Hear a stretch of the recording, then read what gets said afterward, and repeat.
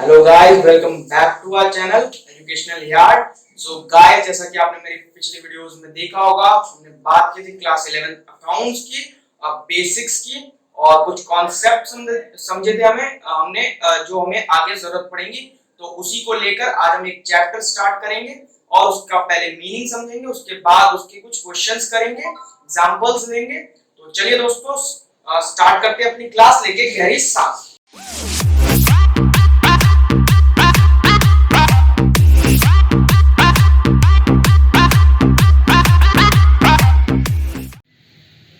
चलिए guys, start करते हैं अपना चैप्टर।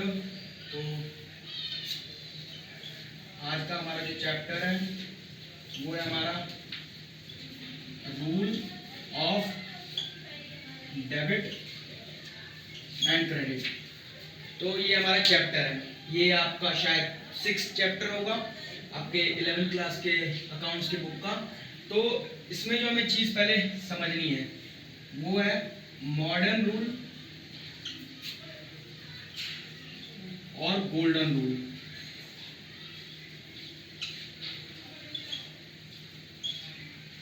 तो ये दो रूल हैं जिसको लेके हम पूरी अकाउंट्स करेंगे स्टार्ट। तो पहले बात करते हैं मॉडर्न रूल की। देखिए, हम गोल्डन रूल जो है जरूर एक बार समझेंगे और इसका भी मेथड जो है समझेंगे और क्वेश्चन इससे भी करेंगे, लेकिन जो हमारा मेन होगा मोटिव वो होगा मॉडर्न रूल से चलने का, क्योंकि इससे आपको बहुत ज़्यादा हेल्प मिलेगी। तो अगर हम मॉडर्न रूल की बात करें तो मॉडर्न रूल में डिवाइड करते हैं पहले इसको।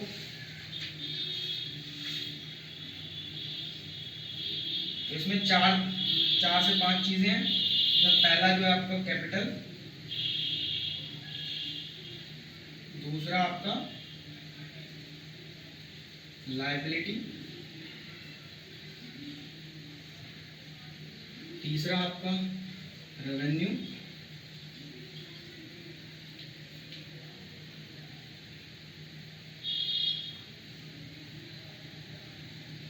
यहाँ पे आएगा आपका असेट्स, ये आपका एक्सपेंस। तो ये पांच चीजें जो है इसका हमने डेफिनेशन तो पढ़ा ही था। अब इसको हम पहले देखते हैं कि आखिर मॉडर्न रूल कहता क्या है। तो अगर हम इन तीनों की बात करें और इन दोनों की, तो ये तीनों जो है ये साथ में चलते हैं। साथ में चलने का क्या मतलब है कि अगर इन तीनों में से किसी का भी इंक्रीमेंट अगर कोई बढ़ता है तो वो क्या होगा, क्रेडिट होगा। अभी हम ये नहीं देख रहे हैं कि आखिर क्रेडिट क्यों कर रहे हैं, डेबिट क्यों कर रहे हैं, बस एक रूल समझिए। और अगर घटता है तो डेबिट होता है। कोई भी, अगर वो कैपिटल हो या लायबिलिटी हो या रेवेन्यू, इन तीनों का सेम चलेगा। अगर बढ़ेगा तो क्रेडिट होगा, घटेगा तो डेबिट होगा। वैसे ही अगर असेट्स और एक्सपेंस की बात करें तो अगर यहाँ ये बढ़ेंगे दोनों तो फिर हम उसको डेबिट करेंगे, और अगर घटेगा तो हम क्या करेंगे, क्रेडिट करेंगे। ठीक है गाइस, तो ऐसा कर क्यों रहे हैं हम।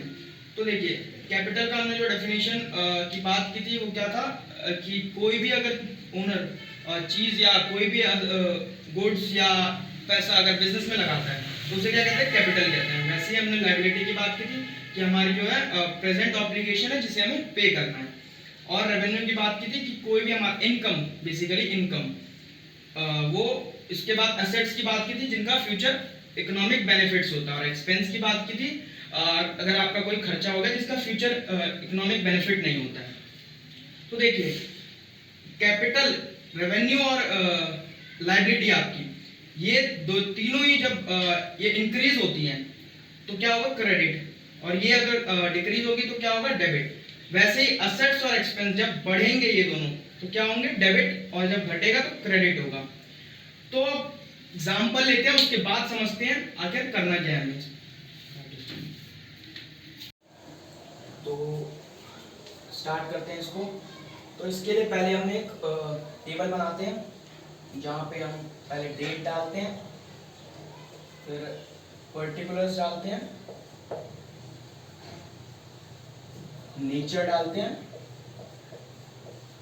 और इनका डेबिट या क्रेडिट डालते हैं।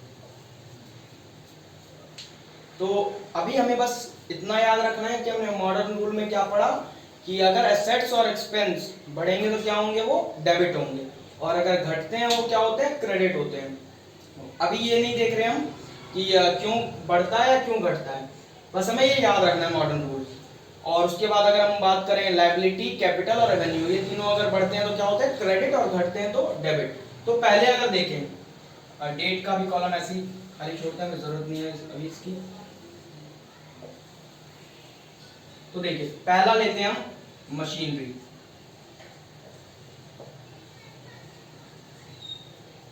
तो मशीनरी क्या है, इसका नेचर देखिए।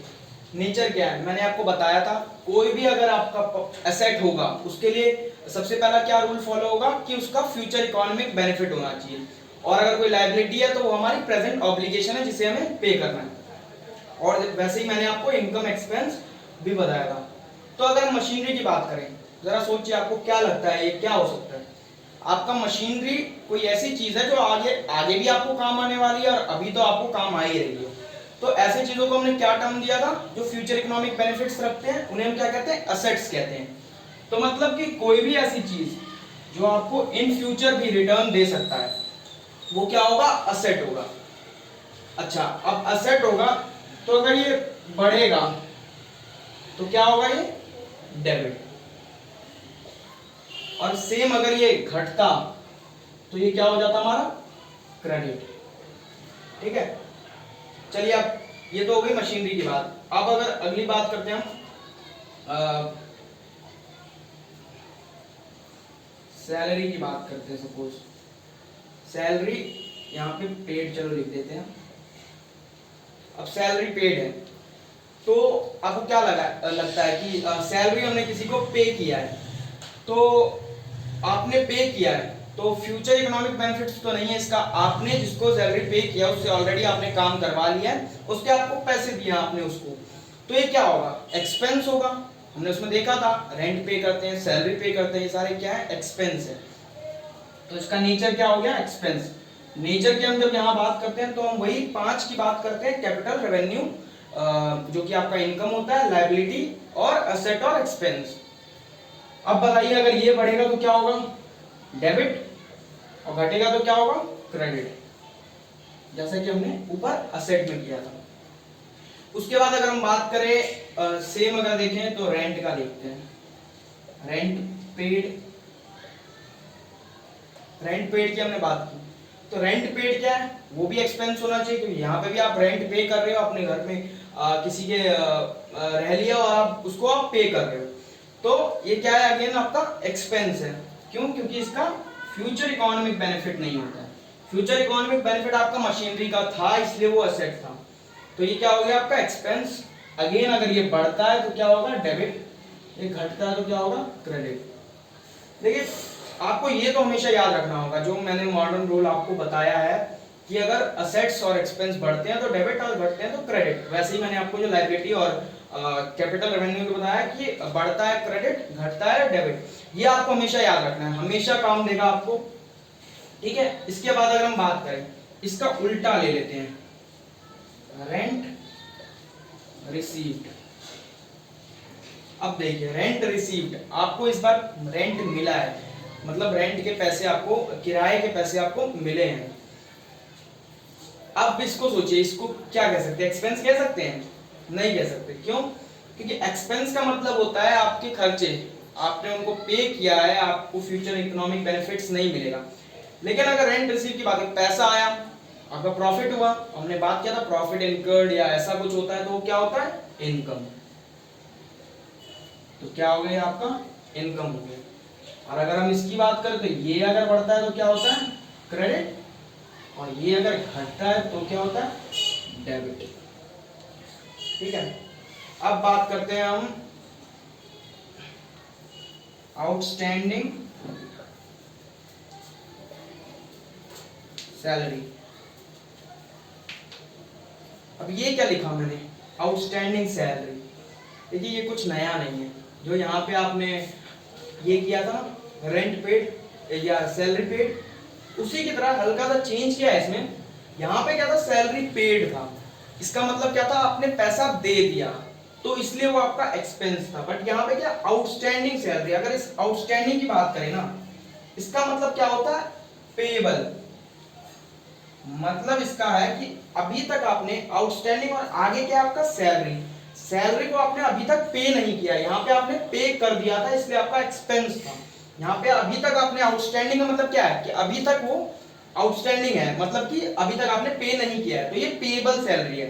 तो अभी तक आपने पे नहीं किया और आपको पे करना है, तो ये आपकी लायबिलिटी है, प्रेजेंट लायबिलिटी है, मतलब प्रेजेंट आपका ऑब्लिगेशन है जिसको आपको पे करना ही करना है। तो क्योंकि आउटस्टैंडिंग लग गया तो अब ये क्या हो जाएगा, लायबिलिटी हो जाएगी हमारी। तो ये आपका क्या हो गया, लायबिलिटी हो गया।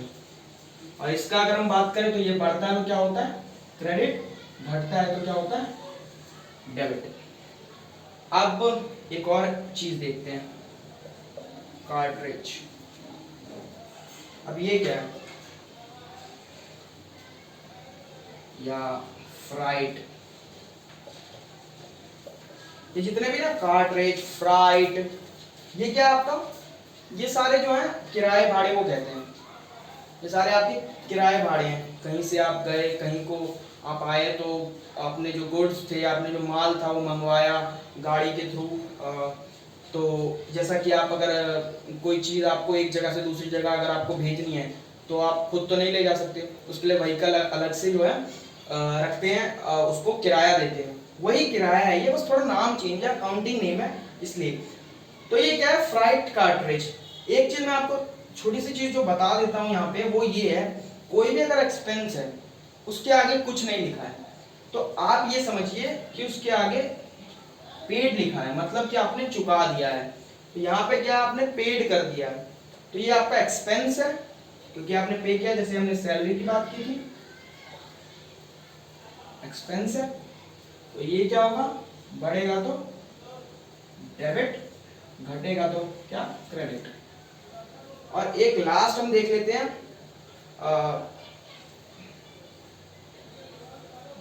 ये हमारा है स्टेशनरी एक्सपेंसेस। वैसे तो मैंने यहाँ पे एक्सपेंसेस नाम लिख के ही इसको बता दिया है कि एक्सपेंसेस होते हैं, बट स्टिल अगर एक्सपेंसेस ना भी लिखे, अगर ये यहाँ पे ना भी होता, और मैंने आपको बताया जैसा कि स्टेशनरी, पहले देखते हैं क्या होता है। स्टेशनरी आपने सुना होगा, स्टेशनरी शॉप सुने होंगे, तो उसका मतलब क्या है, जितने अभी आपके बुक्स हैं, कॉपी है, ये पेन है, ये सारे क्या स्टेशनरी हैं आपकी। ठीक है, तो ये जो है, अगर जैसा कि मैंने यहाँ पे आपको बताया था कुछ ना लिखा हो तो स्टेशनरी, आप ये पेन पेंसिल लेते हैं, क्या आपके ये एसेट है, जी नहीं है। आज को आप यूज कर लोगे तो क्या आपको एक साल बाद भी बेनिफिट मिलेगा इसका, एक साल तक भी मिलेगा क्या, नहीं मिलेगा। एक दो दिन, 4 दिन, 5 दिन, 7 दिन, 10 दिन बहुत है, इसके बाद आपको नहीं मिलेगा उसका बेनिफिट। तो ऐसी चीजों को हम क्या कहते हैं, एक्सपेंस कहते हैं। इसके आगे नहीं लिखा है वर्ड पेड तो भी हम मानेंगे कि पेड हो चुका है, और अगर आउटस्टैंडिंग लिखेगा तो हम मानेंगे कि नहीं पे किया है, जिसे हम कहते हैं पेबल। तो स्टेशनरी पेड, ये क्या होगा आपका, एक्सपेंस। और ये भी क्या होगा, अगर बढ़ता है तो डेबिट और घटता है तो क्रेडिट। अब आगे देखते हैं, पॉज कर, देखिए व्यू आ रहा है, नहीं हुआ नीचे का नहीं आया। तो चलिए अब कुछ और ऐसी एक्सपेंस देखते हैं। तो उनमें से एक जो है हमारा क्या है, स्टेशनरी एक्सपेंस। तो नाम वैसे मैंने यहाँ पे लिख के क्लियर कर दिया है कि ये भी एक्सपेंस ही है, बट स्टिल सोचिए अगर नाम नहीं भी होता तो भी क्या ये अंडरस्टूड था कि एक्सपेंस है। तो पहले समझना पड़ेगा स्टेशनरी होता क्या है। तो आपने स्टेशनरी शॉप सुने होंगे, आप वहाँ जाते भी होंगे, पेन लिया, पेंसिल खरीदा, किताबें खरीदी, ये सब कहाँ अवेलेबल रहती है, स्टेशनरी शॉप पे। तो वही स्टेशनरी की यहाँ पे बात हो रही है, वही पेन पेंसिल की यहाँ पे बात हो रही है। तो ये क्या है, पेन पेंसिल की बात करिए, आप कॉपी किताबों की बात करिए, कितना 1 दिन 2 दिन 10 दिन काम में आएंगी, उसके बाद क्या हो जाएगा, ये इनका यूज खत्म। तो क्या ये फिर एक्सपेंस होंगे, फिर हाँ एक्सपेंस होंगी। तो ये अंडरस्टूड था, एक्सपेंस नहीं भी लिखा होता तो भी क्या ये एक्सपेंस होता, जी बिल्कुल होता है एक्सपेंस। अब देखिए यहीं पे अभी आगे कुछ नहीं लिखा है स्टेशनरी के, तो ये क्या है, हमने अभी बात की थी पिछले कुछ मिनटों में कि अगर आगे कुछ ना लिखा हो तो हम मानेंगे उसको पेड, और ये अंडरस्टूड रहेगा कि वो पेड हो चुका है। लेकिन अगर सपोज करिए यहाँ पे आगे ना कुछ लिख के पहले इसके लिखा होता आउटस्टैंडिंग, आउटस्टैंडिंग स्टेशनरी, अब देखिए इसका पूरा तरह से नेचर बदल जाएगा। अभी तक क्या था, ये एक्सपेंस था, अब देखिए क्योंकि आउटस्टैंडिंग हो गया, और आउटस्टैंडिंग की हमने बात की थी कि इसका मतलब होता है पेबल। अभी तक पेड नहीं किया गया है, तो अभी तक पेड नहीं किया गया है इन एक्सपेंसेस को, तो ये क्या हो जाएगा, इसका नेचर लायबिलिटी। तो ये क्या हो गया, आपका लायबिलिटी हो गया। और ये अगर बढ़ता है तो क्रेडिट होता है, घटता है तो सेम वर्ड डेबिट होता है। ये तो हो गई अब इसकी बात। अब एक और चीज, कमाल की चीज देखते हैं। देखिए रेंट है, अभी तक हमने देखा था रेंट, अगर सिर्फ रेंट लिखा हो तो अंडरस्टूड होता है कि आगे पेड लगा हुआ है, ना भी लगा हो तो हम मानेंगे कि एक्सपेंस है, क्योंकि आपने रेंट पे कर दिया, ये माना जाता है और ये आपका एक्सपेंस हो जाता है। लेकिन इसके भी अगर आगे हम आउटस्टैंडिंग लगा दें तो क्या ये भी सेम इसकी तरह लायबिलिटी बन जाएगा, बिल्कुल। लेकिन अगर इसके आगे मैं लायबिलिटी नहीं, सपोज करिए ये नाम लिख देता हूँ रिसीवेबल, इसका क्या मतलब है, रिसीवेबल का मतलब है जो अभी तक नहीं मिला है, मतलब कि रेंट अभी तक हमें नहीं मिला है। एक होता है रेंट रिसीव्ड, जो हमने अभी बात किया था, तो वो क्या थी, हमारी इनकम थी। लेकिन ये क्या है, रेंट रिसीवेबल, रेंट जो है आपको अभी तक मिला नहीं है, तो इसे हम आउटस्टैंडिंग इनकम के भी नाम से देख सकते हैं। बट रेंट रिसीवेबल अभी तक आपको नहीं मिला है ये, तो ये क्या हो गया आपका इनकम।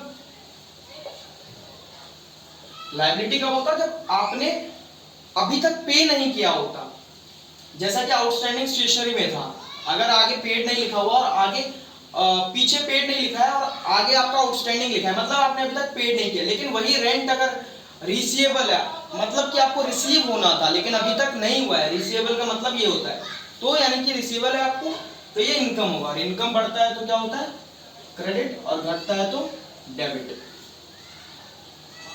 ठीक है, अच्छा अब ये तो हमारी होगी कुछ छोटी बातें।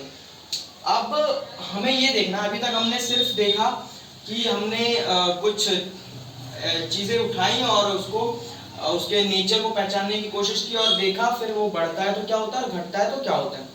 लेकिन अगर हम बात करें कि ऐसा होता क्यों है, बढ़ता है क्या होता है और घटता है तो फिर क्यों ये डेबिट या क्रेडिट होता है, तो उसके लिए बात करते हैं। आप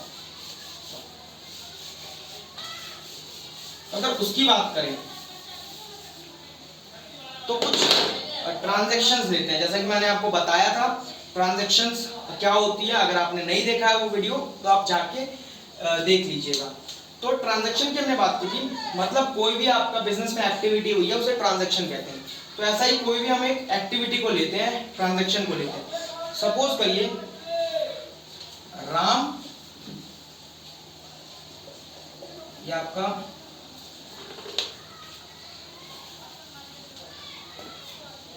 एग्जाम्पल है, आपका राम पेड मनी। अब ये क्या है, राम पेड मनी, राम ने पैसा दिया, या इसको ऐसे लिखिए राम पेड मनी, हटा के लिखते हैं इसको राम पेड वेजेस।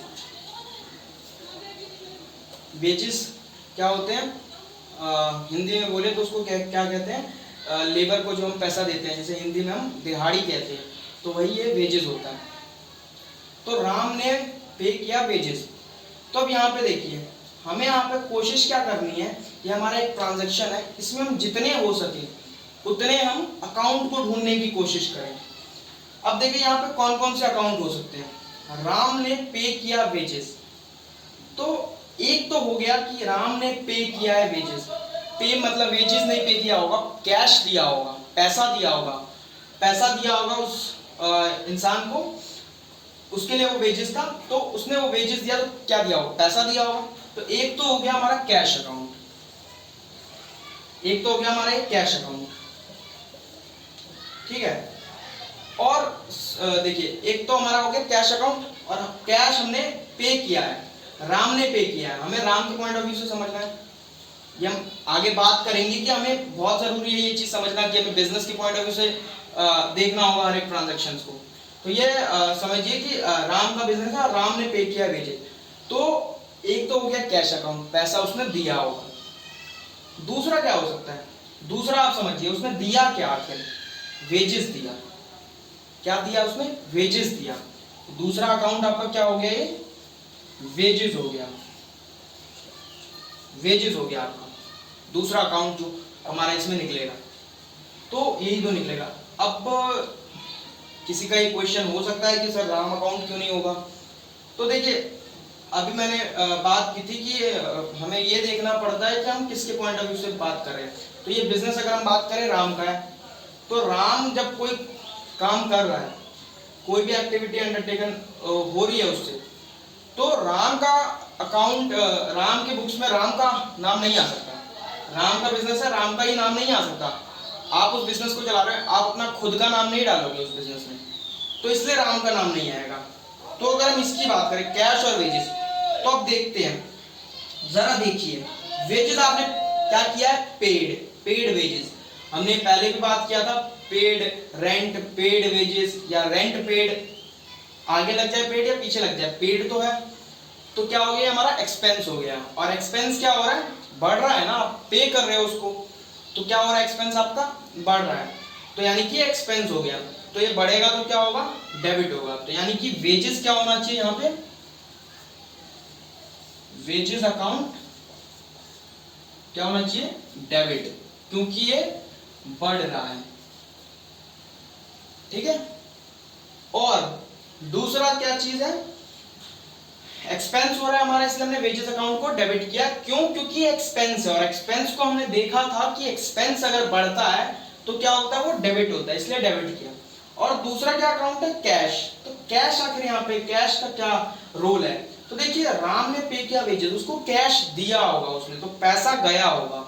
मतलब कैश आपने दिया है तो कैश आपका गया होगा, तो मतलब कि कैश आपका कम हो गया, कैश आपका कम हो गया। तो कैश कम, यानी कि कैश क्या है, कैश क्या है, कैश आपको आज अगर आपके पास है, अगर आप उसको यूज ना करो, कल भी आपको यूज होगा, मतलब फ्यूचर इकोनॉमी में इसकी बेनिफिट्स हैं। तो ये इसलिए असेट इसको कहते हैं, कैश, कैश आपका असेट में आता है, तो ये असेट है। तो अगर हम इसकी बात करें तो ये असेट है और ये हमारे पास से डिक्रीज हो रहा है, कैश जा रहा है, आप उसको वेजेस दे रहे हो, तो जा रहा है, डिक्रीज हो रहा है। तो असेट अगर डिक्रीज होता है तो क्या होता है, क्रेडिट। तो यहाँ पे क्या हो जाएगा, कैश अकाउंट जो कि हमारा दूसरा अकाउंट है, वो क्या हो रहा है, डिक्रीज हो रहा है, और ये क्या हो रहा है, क्रेडिट हो रहा है। ठीक है। तो अब बढ़ते हैं हम अपने नेक्स्ट एग्जांपल की तरफ।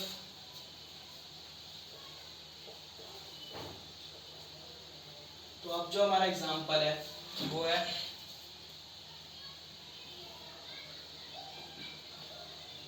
Ram received money from Shyam।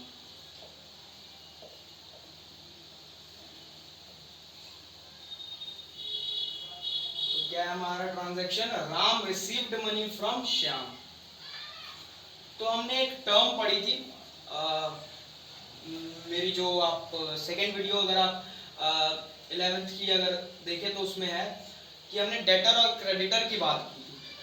तो वही कॉन्सेप्ट यहाँ पे है। देखिए राम से हमें पैसा मिल रहा है, राम को पैसा मिल रहा है श्याम से।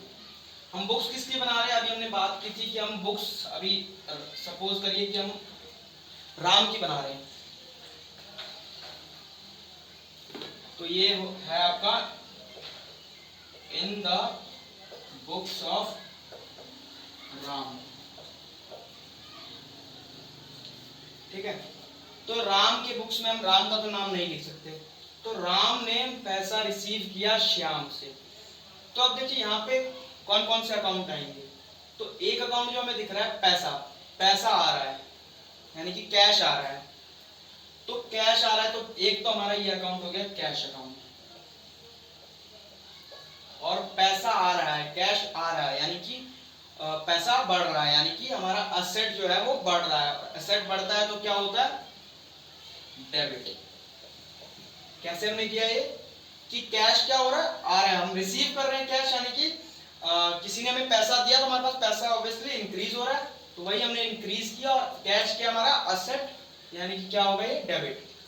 और अब ये देखिए कैश मिल रहा है श्याम से, तो श्याम से मिल क्यों रहा है, हमने ये बात किया था डेबिट क्रेडिटर वाले वीडियो में कि अगर हमें कोई पैसा दे रहा है इसका मतलब क्या है, या तो हमने उसको इन पास्ट अगर हमने उसको कोई चीज दिया होगा, मतलब परचेज उसने हमसे उधार में किया होगा, या फिर हमने उसको पैसे दिए होंगे, तो श्याम हमें पैसा लौटा रहा है।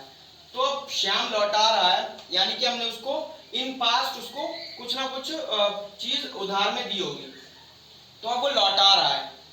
तो हमारा श्याम क्या होगा, पहले सोचिए कि उधार में लिया था उसने हमसे कुछ, तो हमारा एक तरह से डेटर है, क्योंकि अब उससे हमें पैसा मिल रहा है।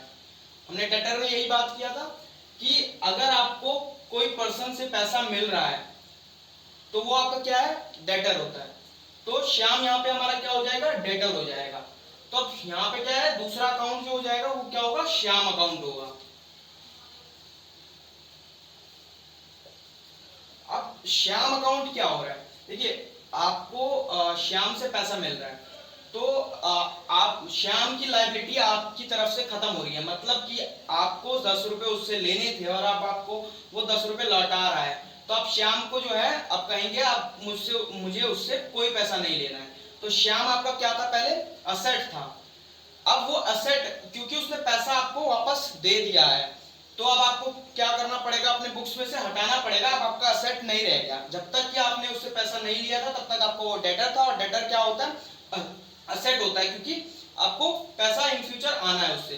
तो अब आपको क्या हो रहा है, श्याम से पैसा आ रहा है, तो ये आपका क्या है, डेटर है, तो डेटर से आप आ रहा है, तो अब ये आपका असेट जो है कहीं ना कहीं कम हो रहा है, कि अब आगे आपको श्याम से पैसा नहीं मिलने वाला है, तो आपका क्या हो रहा है, डेटर कम हो रहा है, और डेटर कम होता है तो क्या होता है, क्रेडिट होता है। ठीक है, अब एक और जर्नल एंट्री लेते हैं या ट्रांजैक्शन लेते हैं, तो पेड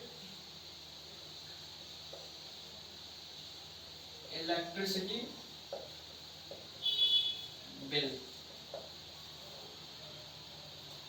अब ये क्या, इलेक्ट्रिसिटी बिल हमने पे किया, तो कोई भी चीज अगर हम पे कर रहे हैं और इलेक्ट्रिसिटी बिल यानी कि हमने इलेक्ट्रिसिटी को यूज किया, उसकी पेमेंट की बारी आ गई और हमने पे किया, तो क्या है हमारा, ये एक्सपेंस है।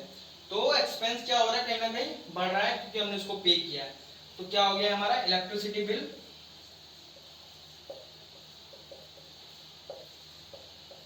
क्या हो जाएगा हमारा, ये एक्सपेंस है ये, और ये क्या हो रहा है हमारा, बढ़ रहा है, तो हम क्या करते हैं, एक्सपेंस को डेबिट करते हैं।